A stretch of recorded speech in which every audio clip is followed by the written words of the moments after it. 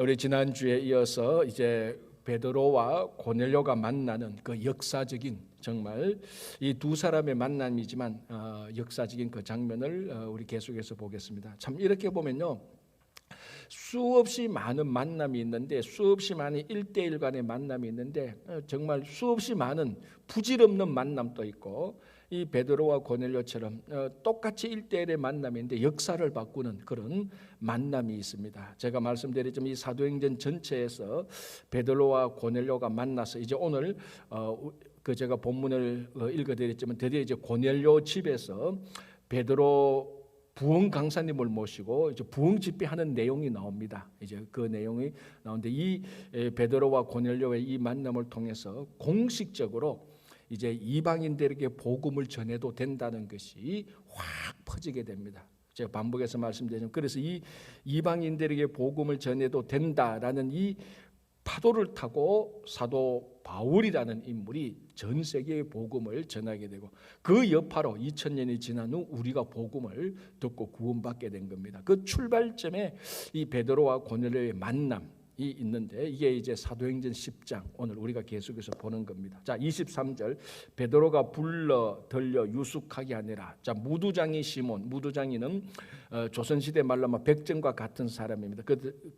그리고 율법에서도 부정한 사람하고 그 부정한 사람으로 취급을 했고, 그리고 이방인, 고넬료가 보냈던 이방인들을 같이 불려서, 그러니까 함께 할 수 없는 수많은 두껍고 깊은 경계선이 있음에도 불구하고 베드로와 이방인과 무두장이가 함께 한 집에서 유숙하게 되는 이런 정말 아름다운 장면을 보여줍니다. 자, 이때 베드로가 있었던 도시가 무슨 도시죠? 요빠. 이게 지금 항구 도시인데, 요빠 그러면 생각나는 사람이 누가 있습니까? 예, 요나가 있죠. 그럼요. 이게 이제 아주 중요한 겁니다. 자, 요바하고 요나하고 무슨 상관이 있습니까? 자, 하나님이 요나에게 저 니느웨로 가서 복음을 전하라 그랬습니다. 그 니느웨는 그 당시 아수르 수도고 이방인. 그러니까 요나는 내가 이방인 만날 수 없다. 그리고 만날 수 없는 것은 당연하고 어떻게 하나님의 말씀을 전하냐? 저 사람은 다 지옥 가서 죽을 사람밖에 없는데, 그래서 도망가려고 기점을 삼았던 것이 요빠 항구입니다. 그래서 요빠 항구에서 배를 타고 다시스로 가지 않습니까? 그래서 지도를 보면은 니느웨는 이쪽에 있는데 다시스는 완전히 반대쪽에 있습니다. 그 중간이 이제 요빠죠. 그 요빠에서 배를 타고 이방인들에게 안 가고, 자기들이 하나님께서 가라고 한 이방인들이 안 가고 도망가는 그 기점, 그 분기점이 요빠였습니다. 요 요빠에 누가 있습니까? 지금 베드로가 있습니다. 똑같이 이방인들이 찾아왔습니다.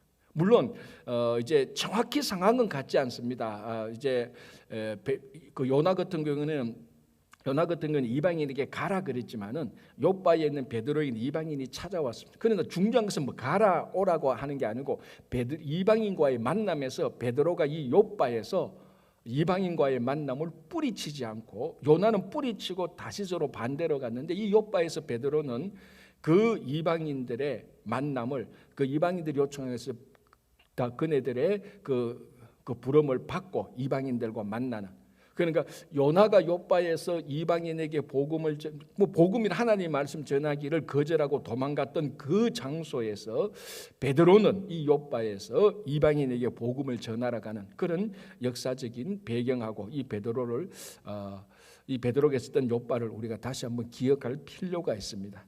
그렇죠? 자, 23절 중간, 이튿날 일어나 그들과 함께 갈새 요빠에서 온 어떤 형제들도 함께 가니라. 이튿날 가이사랴에 들어가니 고넬료가 그의 친척과 가까운 친구들을 모아 기다리더니, 참 이 고넬료라는 이분은 참 믿음도 좋지만은 그 예의와 이 살아가는 삶의 모습이 우리말로 하면은 품격이 있고 좀 고결하다 그럴까? 그런 냄새가 확확 우리들에게 다가옵니다. 이 로마의 백부장이면서 식민지하, 그러니까 이 이스라엘 땅 거기에서 파송되어서 백부장으로서 그 일을 하고 있는 이 로마 군대의 장교가 어떤 오만 방자하지 않고 정말 어떤 신이 참신인가를 알고 하나님을 알고 그 하나님을 섬기고 경외하고 그리고 자기가 있는 그 지역에 식민지지만 많은 사람들을 구제하고 도와주고 경건하고 그래서 그 식민지하에 있던 많은 사람들도 이 고넬료를 인정했던 그래서 이게 쉽게 생각하면은 우리나라 일제로부터 식민지를 받아 일제 식민지 36년 동안 한국 사람이 일본 순사라기보다는 일본 경찰국장이라고 하면 좀 높나? 어쨌거나 그 정도 레벨에 있는 사람을 진심으로 존경을 했던 겁니다. 자, 역사에 우리 36년 역사에 어떤 한 마을 도시라기보다 어떤 한 마을, 어떤 한 커뮤니티에서 그 지역에 다스리고 있는 일본 경찰국장 이런 사람을 진심으로 존경하고 이 일본 경찰이 진짜 자기가 있는 그 한국 사람들이 다 섬기는 그런 이런 신을 섬기면서 경건하게 살아갔던 그런 기록은 찾아볼 수가 없습니다. 지금 바로 그 일을 하고 있었던 사람이 고넬료입니다. 그래서 베드로를 초청하는데 친척들과 가족들과 지인들을 다 불러 모아서 정말 훌륭한 사람들이 온다. 우리가 오늘 그 사람들은 우리가 말씀을 듣자 해서 불러 모았던 사람들입니다. 정말 진짜로 뭡니까 하나님을 믿는 사람의 그 성숙한 모습이 그대로 드러나고 있습니다. 참 성도들이 이런 고넬료와 같은 이런 사람의 그 모습이 비추어져야 되는 거죠, 그죠? 자, 25절. 마침 베드로가 들어올 때 고넬료가 맞아 발 앞에 엎드려 절하니. 이게 이런 일이 있을 수가 있습니까, 여러분? 이 고넬료 로마인 백부장이 베드로에게 그 허그하는 정도가 아니고 그 앞에 엎드려서 절하는 겁니다. 이거는 이 표현은 어디까지 가면은 우리가 하나님을 경외할 때 엎드려 절하는 그런 폼하고 같을 정도의 레벨입니다. 이게 얼마나 겸손한지 얼마나 품격이 있는 사람인지 로마 백부장이 그리고 이게 그냥 로마 백부장하고 베드로하고 고넬료 만남이 아니고 그 상황을 우리가 정확히 봐야 되는 겁니다. 로마 백부장이 자기가 다스리고 있는 식민지 통치하에서 존경받는 한 사람이 오니까 그에서 엎드려서 절을 했다는 겁니다. 아마 제가 혼자 생각인데요. 이런 보고서가 로마 정부에 들어갔다면 이 로마 고관들이 막 화를 냈을 겁니다. 감히 어떻게 우리 로마 백부장이 말이야 그 식민지하에 있는 그 존경받는 선생 그 앞에 들어가서 어떻게 엎드리고 절할 수 있느냐고 막 그렇게 자존심 상하는 아마 그런 말도 했을 겁니다. 그런데 고넬료가 이 베드로를 만나서 그 앞에 엎드려서 절을 하는 거예요.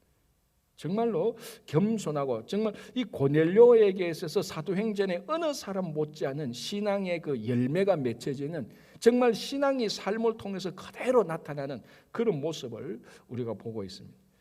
자, 그러니 이 겸손한 고넬료 앞에 또 베드로가 어떻게 합니까? 26절 베드로가 이렇게 이르되 일어서라 나도 사람이라. 이게 진짜로 신앙의 남자들의 만남입니다. 이게 그냥 괜히 세상에서 좀 성공하고 출세했다고 허세 부리고 이런 만남이 아니고 진짜 두 성숙한 신앙의 남자들이 경건한 남자들이 진짜 겸손과 성숙 가운데서 두 사람이 만나는 겁니다. 한 사람은 이방인이요, 한 사람은 유대인이요. 자, 여기서 이런데 무슨 인종과 민족과 뭐 취향이 무슨 필요가 있겠습니까? 신앙 가운데서 정말 겸손히 절하고 엎드리니 그걸 또 감당하지 못해서 일어서시오. 나도 똑같은 사람입니다. 왜 이러십니까? 라고 말하고 그를 일으켜서 또 존중하는 이 베드로 그리고 맞이하는 고넬료. 여러분 이게 우리가 보통 이제 신앙의 경건성 가운데 남성의 신앙의 경건성이 막 고함 지르고 내가 여기 있다고 허세 부리고 사람들한테 출세했다고 자랑하는 그런 허세가 아니고 이런 신앙의 성숙함, 겸손함에 경건한 남성성이 진짜로 필요한 시대가 지금 우리가 살아가는 겁니다. 진짜로 존경받는 한 남성의 성숙과 겸손한 이 신앙의 롤 모델이 지금 이 두 사람이 같이 나타난 겁니다. 베드로와 고넬료. 자, 베드로 한번 보십시오. 제가 그 전에도 말씀드렸다시피 이 복음서에 나타난 베드로가 그 베드로가 아닙니다. 복음서에 나타난 베드로는 진짜 막 자기가 잘하겠다고 열정을 막 부풀고 그게 진짜 열정도 아니고 경솔함에 불과한 그리고 그 12명의 제자들의 관심이 뭐였습니까? 예수님이 나중에 하나님 나라가 이루어질 때 예수님께서 우두머리가 될 때 어떻게 하면 더 높은 자리가 있을까, 그 높은 자리에 더 올라갈까, 자기들끼리 늘 다투고 긴장하고 이런 것들이 있었던 제자들인데, 오늘 이 베드로는 그런 게 없습니다. 진짜로 성숙하고 겸손한 이런 베드로의 모습을 보여줍니다. 자, 우리가 앞에서도 성전 미문에 앉은 안전뱅이를 베드로와 요한이 고쳤을 때 사람들이 그 베드로와 요한을 주목해서 확 봤습니다. 어떤 신적인 존재로서 봤을 때 베드로가 뭐라고 말합니까? 이 사람들아 어찌하여 우리를 주목하여 보느냐라고 말을 했습니다. 이 안전병이 고친 것은 우리가 고친 게 아니고 예수 그리스도의 능력으로 고친 건데 왜 우리를 주목하느냐? 우리 주목하지 말라고. 이게 진짜 겸손을 떠는 척이 아니고 진짜 겸손한 겁니다. 그런데 가끔 보면 어떤 사람은 겸손을 떠는 척을 하잖아요. 은근히 겸손한 척하면서 자기 걸 드러내는 그런 겉과 속이 다른 게 진짜로 겸손한 이 고넬료, 베드로 두 사람의 만남이 진짜로 존경함이 엎드리니 그 존경함을 감당하지 못해서 일어서시오. 당신과 내가 똑같은 사람이요. 우리가 지금 여기서 인종이 뭐가 필요합니까? 계급이 뭐가 필요합니까? 우리가 신앙 속에서 예수 그리스도 믿는 신앙 속에서 만남이 중요하죠. 그런 의미 아니겠습니까? 자, 25절 26절 다시 보겠습니다. 마침 베드로가 들어올 때 고넬료가 맞아 발 앞에 엎드려 절하니 베드로가 일으켜 이르되 일어서라, 나도 사람이라. 이런 만남이 사람과 사람과의 기쁨이 주고 가치 있는 만남입니다. 자, 27절 더불어 말하며 들어가 여러 사람이 모인 것을 보고 이르되 유대인으로서 이방인과 교제하며 가까이 하는 것은 위법인 줄은 너희도 알거니와. 여기 사실은 위법이라는 것은 사회적인 법을 어기는 것을 말하는데 좀 표현이 사실은 위법이라기보다는 금기가 더 맞습니다. 유대인과 이방인이 교제하는 것은 금기인데 우리 율법에 금지해 놓은 것인데 이게 맞죠. 여기서 만약 위법이라고 말하면 사회적인 법 이런 걸 좀 떠올릴 수 있으니까 약간 좀 오해할 수 있는, 어쨌든 위법 또는 금기인데 지금 베드로가 이제 그걸 한 겁니다. 그죠? 이방 유대인으로서 이방인과 교제하며 가까이 하는 것이 위법 또는 금기인 줄을 너희도 알거니와 하나님께서 내게 지시하사 아무도 속되다 하거나 깨끗하지 않다 하지 말라 하시기로. 그러니까 이 금기사항을 누가 깨트린 겁니까? 하나님이 깨트린 겁니다. 사실 베드로는 안 하려고 그랬잖아요. 베드로는 이거 더러운 짐승이고 이거 레위기 율법에 다 어긋난 겁니다. 참 절대로 먹을 수 없습니다. 그럴 때 하나님께서 하나님이 깨끗게 한 것을 네가 왜 속되다고 하느냐라고 하나님께서 그러니까 여기 이제 그 바스킷에 담긴 이제 레위기 율법에서 금지한 이제 그 짐승은 이방인을 의미하는 거죠. 이제 베드로 그걸 확실히 이제 깨달은 겁니다. 의미를 확실히 한 겁니다. 이것을 누가 깨트렸냐? 이 금기사항을 하나님께서 깨트렸다. 나는 그 하나님께서 깨뜨린 금기사항에 순종할 뻔한 이런 의미죠. 자, 그래서 하나님께서 유대인과 이방인의 금기사항을 깨뜨렸기로 내가, 자 29절 보시겠습니다. 부름을 사양하지 아니하고, 고넬료 이방인의 부름을 사양하지 아니하고. 자, 이게 하나님께서 깨뜨려 주셨지만은 지금 다른 사람들, 다른 유대인들은 하나님께서 이방인 만나는 이 금기를 깨뜨렸구나. 다른 이방인들, 다른 유대인들은 압니까? 아무도 모릅니다. 베드로하고 고넬료밖에 몰라요. 왜? 하나님께서 한 명 한 명, 베드로는 베드로, 고넬료는 고넬에게 1대1로 각자 환상을 줘서 둘이 만나게 했는데 다른 사람들은 몰라요. 하나님께서 이 금기를 깨뜨린 것을 다른 유대인들은 모릅니다. 베드로는 확신했죠. 그걸 아니까. 자, 여기서 뭐라 말하는가 하면 하나님이 깨트리는 이 금기 사항을 베드로가 순종하지만 다른 유대인들은 이 사항을 전혀 모릅니다. 뭘 의미하는가 하면 베드로가 이 일을 현재 이 상태에서 고넬료를 만나는 것이 유대인들이 찬성합니까? 반대합니까? 다 반대하죠. 왜? 모르니까 이 상황을. 무슨 말인가 하면 베드로가 고넬료의 이 부름을 사양하지 않고 받아들이는 것은 베드로 이 사람에게 많은 유대인들로부터 명성을 요거도 먹을 각오하고 많은 손해와 불이익을 감수하고 들어가는 겁니다. 이게 고넬료의 부름을 받고 하나님께서 깨뜨린 금기를 믿음으로 순종하고 들어가는 것. 이게 뭐 다른 사람이 다 맞습니다. 예, 베드로 사도님 이제 하나님께서 금기 깨트렸으니까 고넬료 만나도 됩니다. 박수 치고 그런 상황이 아니라는 거죠. 다 베드로가 베드로가 이방인 만났다고, 야, 이 베드로가 왜 이러냐, 우리 뭐 성령 받았다고 그러니 이렇게 뭐 만나도 되느냐, 막 뒤에서 욕하고 무시하고 그런 분위기에서 이 부름을 받고 들어갔다는 거예요. 그러니까 우리가 이 사도들의 신앙의 행적을 보면은 정말 하나님 앞에서 바로 서고 하나님 앞에 가기 위하여서, 하나님의 부름에 순종하기 위해서 언제나 보이지 않는, 우리가 간파하지 못하는 많은 불이익과 많은 손해와 많은 불편함과 많은 고난을 항상 감수하고 있다는 것을 우리가 볼 줄 알아야 되는 겁니다. 이게 단순히 베드로가 고넬료 만나는 거 그냥 이래 들어가, 하나님께서 금기 깨트렸으니까 들어가면 되겠네, 그런 게 아니고 실제적인 이 상황을 한번 생각해 보시라니까. 얼마나 많은 거기는 손해와 불평과 그 불이익과 자기 오해가 있겠느냐, 오해받을 게 있겠느냐. 이게 우리가 신앙을 행함으로 우리에게 생길 수 있는 고난입니다. 그러니까 이런 것들을 다 뚫고, 믿음으로 뚫고 지금 들어가고 있는 겁니다. 그래서 이제 만나는 거죠. 자, 보시기 바랍니다. 30절. 이제 그러니까 자, 29절 다시 볼게요. 부름을 사양하지 아니하고 완도라 묻노니 무슨 일로 나를 불렀느냐. 이제 하나님께서 이 모든 곁에서 내가 기쁨으로 왔는데 그럼 왜 나를 불러서, 이제 그러니까 30절에서 이제 고넬료던 자기 환상을 얘기하는 겁니다. 그게 33절까지죠. 이제 그 내가 기도하러 갔는데 하나님께서 내게 나타나셔서 요바에 있는 당신을 청하라고 해서 제가 청했습니다. 이렇게 말하는 거죠. 자, 33절 보겠습니다. 내가 곧 당신에게 사람을 보내었는데 오셨으니 잘하였나이다. 모든 것을 오셨으니 잘하였는데 이제 우리는 주께서 당신에게 명하신 모든 것을 듣고자 하여 다 하나님 앞에 있나이다. 이제 하나님께서 당신에게 명하신 그 말씀을 듣고자 우리가 다 모였습니다.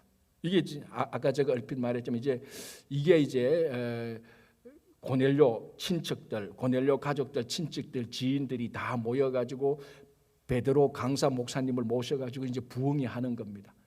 하나님께서 우리 베드로 사도에게 주신 말씀 우리가 듣기를 원합니다. 말씀을 전해 주십시오라고 말하는 거예요. 자, 그러면서 이제 34절에서 43절까지 간단하게 그날 집회했던 내용들을 사도행전의 저자 누가가 우리들에게 메시지를 전해 주는 겁니다. 그러니까 강사는 베드로, 그 교회, 아직 교회는 아니었어요. 모인 청중들은 이방인. 이제 부흥회를 하는 겁니다. 그 부흥의 메시지가 이제 나오는 겁니다. 34절. 베드로가 입을 열어 말하되 내가 참으로 하나님은 사람의 외모를 보지 아니하시고. 자, 첫 번째 메시지가 뭡니까? 사람의 외모를 보지 않는다. 자, 여기서 외모는 어떤 외모를 말하는 것이죠? 잘생기고 못생기고 지금 그거 말하는 겁니까? 몸무게 말하는 겁니까? 그거 아니죠. 이방인과 고넬료의 이 외모를 말하는 겁니다. 하나님은 이거 보지 않는다. 자, 외모를 보지 않는 말의 이 의미는 굉장히 넓죠. 우리가 너무 잘 아는 대로 그 사무엘 선지자가 다윗 선택할 때 하나님께서 또 그랬지 않습니까? 사람은 하나님의 외모를 보지 않고 중심을 본다라고 말해요. 하나님은 외모를 보지 않는다. 이방인 고넬료와 나 베드로, 너하고 나하고 외모, 그러니까 인종은 다르지만 하나님께서 그거 보지 않는다. 자, 그러면서 35절에 각 나라 중, 이게 이미 각 나라 중, 우리만 하면 모든 나라는 모든 나라, 이방인과 고넬료 외모를 보지 않으니까 하나님께서 인종을 보지 않는다는 걸 각 나라. 그리고 36절 예수 그리스도를 말하는데 만유의 주 대신, 이미 부르는 호칭이나 이런 단어를 보면은 하나님께서 외모를 보지 않는다는 이런 메시지가 단어 속에서, 말 속에 자연스럽게 배어나오고 있는 것입니다. 자, 이제 그러면서 베드로가 예수 그리스도에 대해서 증거를 하는 겁니다. 부흥의 메시지를 주고받는데 첫 번째가 이제 중요한 메시지가 하나님은 외모를 보지 않는다. 이 중요한 메시지가 나왔고요. 그리고 예수님에 대해서 이제 증언하고, 자, 39절 한번 보겠습니다. 우리는 유대인의 땅과 예루살렘에서 그가 행하신 모든 일의 증인이라. 그들이 나무에 달아 죽였으나. 자, 또 또 자기들이 정인이라는 말을 합니다. 이건 계속해서 지금 한 대여섯 번 반복되죠. 사도 앞에서 이 사도들 제자들은 부활의 정인이 되는 것이 자기들의 삶의 목적입니다. 그래서 틈이 나면 우리는 이 부활에 대해서 정인이다, 지금 증거한다라고 얘기를 하고 있는 것입니다. 자, 43절 볼게요. 그에 대하여 모든 선지자도 증언하되 그를 믿는 사람들이 다 그의 이름을 힘입어 죄 사함을 받는다 하였느니라. 자, 첫 번째 메시지, 요 단어, 요 문장 속에 그를 믿는 사람들. 자, 이제 메시지가 어디로 갑니까? 율법을 행하는 사람들, 이런 메시지가 없습니다. 이제 믿는 사람들로 갑니다. 누가 죄사함을 받느냐? 율법을 행하는 사람들이 아니고 예수를 믿는 사람들이 죄사함을 받게 됩니다. 다시 말하면 율법을 행하는 사람이 구원을 받는 것이 아니고 예수를 믿는 사람이 죄사함을 받는. 그러니까 이 구약의 메시지하고 완전히 다른 메시지입니다. 완전히. 왜? 이제는 예수님이 오셨으니. 그 예수님, 그러니까 제가 지금 매주마다 반복하는 게 우리 신앙의 중심은 예수 그리스도라는 것을 한치도 잊어서는 안 되는 겁니다. 우리 신앙의 중심이 예수 그리스도가 아니면 우리는 다시 구약으로 돌아가는, 자칫하면 유대교로 돌아갈 수 있는 그런 묘한 경계선을 우리가 못 보는 겁니다. 그래서 오늘 여러분 이 사도행전의 모든 메시지가 중심이 누굽니까? 예수 그리스도라는 겁니다. 그래서 여기도 그를 믿는, 예수 그리스도를 믿는 사람이 죄사함을 받는, 율법을, 모세가 전해준 율법을 행하는 사람이 죄사함을 받는다가 아닙니다. 이 그를 믿는, 예수를 믿는 사람이 죄사함을 받는. 자, 그리고 다시 한번 보죠. 43절 중간에 그를 믿는 사람들이 그의 이름을, 그 앞에 무슨 단어가 하나 더 있습니까? 그를 믿는 사람들이 그의 이름을, 내가 뭐 하나 뺐습니까? 읽어도 모르죠. 지금 안 보이죠. 그를 믿는 사람들이 그의 이름을 힘입어. 지금 뭘 뺐습니까? 내가 다라는 말을 뺐잖아. 다. 그를 믿는 사람들이 그의 이름을 힘입은 게 아니고 그를 믿는 사람들이 다 그의 이름을 힘입어. 그 다에다가 동그라미를 치시라니까. 이게 뭡니까? 외모하고 상관없이 누구든지 예수를 믿는 사람들. 그래서 여기에 제가 그를 믿는 사람들이 그의 이름을 해도 다자가 빠진 줄 모르죠. 단어도 아니죠. 글자 하나 뺐는데 이 글자 하나가 어떻게 보면은 어마어마하게 중요한 말입니다. 글자 하나가. 그를 믿는 사람들이 그의 이름을 힘입어. 요거보다 그를 믿는 사람들이 다. 요 말 속에 유대인이나 이방인이나 잘난 사람이나 못난 사람이나 배운 사람이나 못 배운 사람이나 내가 미워하는 사람이나 안 미워하는 사람 다 그를 믿는 사람들이 예수 이름을 힘입어 죄사함을 받는다. 이게 구약에서 계속해서 유대인들이 신앙생활을 했던 거하고 완전히 판이하게 다 뒤집어지는 겁니다. 지금 이게 우리는 너무 이런 메시지를 많이 들어가가지고 너무나 당연한 것으로 생각하는데 이게 너무나 당연한 게 아니고 완전 예수 중심으로 복음이 지금 선포되고 있는 이 놀라운 지금 부흥회를 한 겁니다. 자, 그러니 이렇게 부흥회를 했죠. 자, 한번 보시고 이제 44절에서 48절은 또 새로운 역사가 하나 나타납니다. 뭡니까? 한마디로 말해서 이방인들에게 성령 충만이 이루어집니다. 뭐하고 같습니까? 우리는 오순절날 마가다락방에서 성령 충만만 생각하는데 이 44절에서 48절은 그거하고 똑같은 무게로 중요성으로 이방인에게 성령 충만함이 이루어지는 겁니다. 자, 오순절날 마가의 다락방에는 누구가 어떤 사람들이 모였습니까? 자, 이러면 답이 나와야 돼요. 120명은 다 어떤 사람들입니까? 다 유대인들이었죠. 그런데 오늘 44절에 48절은 다 이방인들이잖아요. 오순절날 성령의 충만함은 유대인들에게 이루어진 것처럼 똑같이 이방인들에게 성령 충만함이 이루어집니다.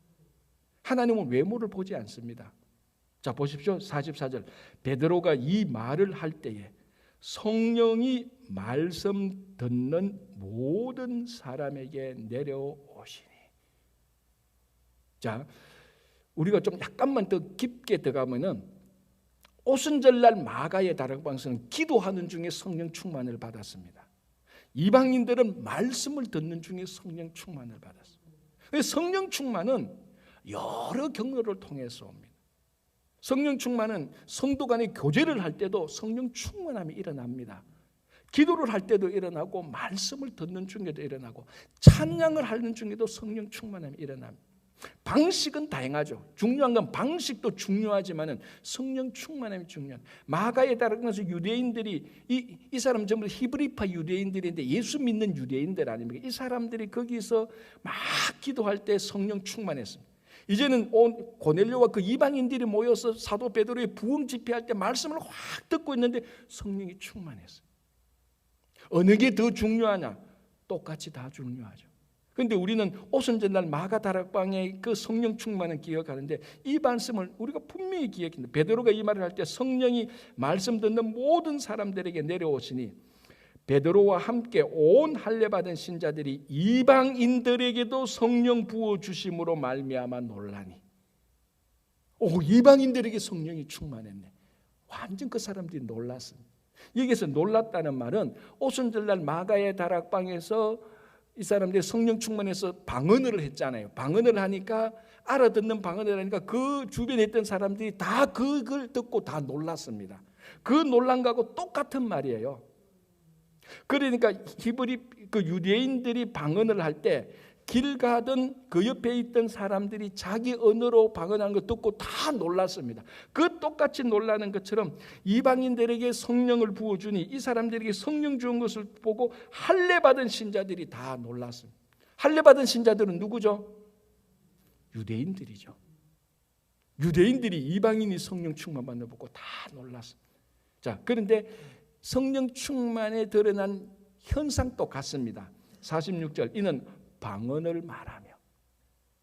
그래서 오순절파에는 방언을 그렇게 중요시하는 겁니다. 뭐 방언을 중요시한다고 잘못된 거 아닙니까? 그러나 은사가 성령의 은사가 방언만이라고 말을 할 때는 문제죠. 그건 잘못된 거고 성령의 은사가 온데 방언이 제일 중요하다고 말하는 것도 문제고 방언하지 않으면 성령의 은사 받지 않았다는 것도 다 틀렸습니다. 자, 다시 정리할게요. 그러니까 방언 받지 못했다고 성령 안 받았던 거 그거 거짓말이에요. 그리고 방언이 성령의 은사 가운데 가장 중요하단 말도 거짓말이에요. 그러나 방언은 성령의 은사 가운데 성령 받은 표시 중에 하나입니다. 그거는 맞습니다. 근데 초대교회 때 이게 제일 어떻게 보면은 쉽게 성령의 은사 받은 표시를 제일 쉽게 확 드러나잖아요. 그러니까 유대인들이 이방인들이 성령 받았을 때 똑같이 방언을 받으니까 야 이거는 정말로 성령께서 역사하심이라고 다 믿고 지금 다 좋은 의미로 충격을 받았습니다. 하나님께서 이방인들에게도 성령을 부어주시는구나. 자, 그래서 47절에 이에 베드로가 이르되 이 사람들이 우리와 같이 여기서 우리는 누구를 말하는 거죠? 그렇죠. 이제 말이 되네. 우리와 같이 유대인들과 같이 성령을 받았으니 차별이 없는 거죠. 누가 능히 물로 세례 베푸는 누가 이 사람들에게 세례 베푸는 것을 금지하겠나. 자, 그래서 세례를 주고 48절 명하여 예수 그리스도의 이름으로 세례를 베풀라 하니라. 그들이 베드로에게 며칠 더 머물기를 청하니라. 또 부흥에 이제 2편을 하는 겁니다. 말씀 듣고 성령 받으니까 너무 좋으니까 며칠 더 계십시오. 우리 부흥회 또 합시다. 그래 또 성령 받읍시다. 이렇게 나오는 거죠. 그거하고 똑같습니다. 자, 그래서 지금 이제 오순절날 마가의 다락방에서 유대인들에게 성령 충만이 임했던 것처럼 똑같은 것으로 베드로가 말씀을 전할 때 이방인의 말씀을 전할 때 성령 충만으로 받았습니다. 여러분들이 기도를 할 때든지 말씀을 듣든지 예배를 드릴 때든지 찬양을 할 때든지 성도들과 교제를 할 때든지 구제를 할 때든지 여러분들에게 또 여러분들이 일터에 가서 하나님 앞에서 신실하게 일을 할 때든지 일상적인 삶 속을 살 때든지 항상 성령 충만함 속에서 살아가시는 여러분 되시기를 간절히 바라고 이번 부흥회 때 또 이 말씀 들을 때 성령 충만한 그런 부흥회도 되기를 간절히 바랍니다. 기도하겠습니다. 하나님 아버지 감사합니다. 유대인들에게 임했던 오순절날 성령의 충만함이 이방인들에게 성령 충만함으로 같은 성령께서 역사하심을 보며 주님, 오늘 또 이 자리에 그 같은 성령께서 우리에게 함께 하시고 이번 부흥회를 통하여서 우리가 말씀을 듣는 중에, 기도를 하는 중에, 찬양을 드리는 중에 오순절날 마가다락방에 일어났던 그 성령의 충만함이, 고넬료 집에 일어났던 성령의 충만함이 우리들에게도 동일하게 성령의 충만함으로 역사하여 주시옵소서. 주님, 여러 가지 기도 제목들이 있습니다. 이제 이번 주 토요일부터 선교 바자회가 있습니다. 수고하신 우리 선교회 회장님들, 또 모든 선교회 위원들 기쁨과 즐거움으로 하나된 마음으로 잘 감당케 하여 주시고, 이 바자회를 통하여서 볼리비아 산타크루즈 유치원이 건축되어서 어린 영혼들을 많이 돌보는, 복음을 전하는 귀한 바자회가 될 수 있도록 도와주시옵소서. 아버지 하나님, 또 9월 16일부터 18일까지 신성훈 목사님 모시고 저희들 부흥회를 하게 됩니다. 고넬료 집안이 베드로 사도를 모셔서 부흥 집회를 할 때 성령 충만함이 일어났던 것처럼 이번에 우리 친구교회가 또 귀한 강사 목사님 모셔서 우리가 또 집회할 때 성령 충만함의 역사가 일어나기를 간절히 기도합니다. 주님, 우리 가운데 몸이 연약한 이창근 집사님이와 여러 환우들 오늘 또 주님께서 계속해서 고쳐주시고 회복될 것을 믿습니다. 우리 자녀들이 이제 백두석훈합니다. 합당한, 아니 더 많은 지혜와 건강과 능력과 믿음을 주시고 영육 간의 강건함을 더하여 주시고, 오늘 또 일터에서 수고하시는 모든 우리 성도님들 피곤치 않도록 큰 열매 맺을 수 있도록 역사해 주시옵소서. 감사하오며 예수님 이름으로 기도합니다. 아멘.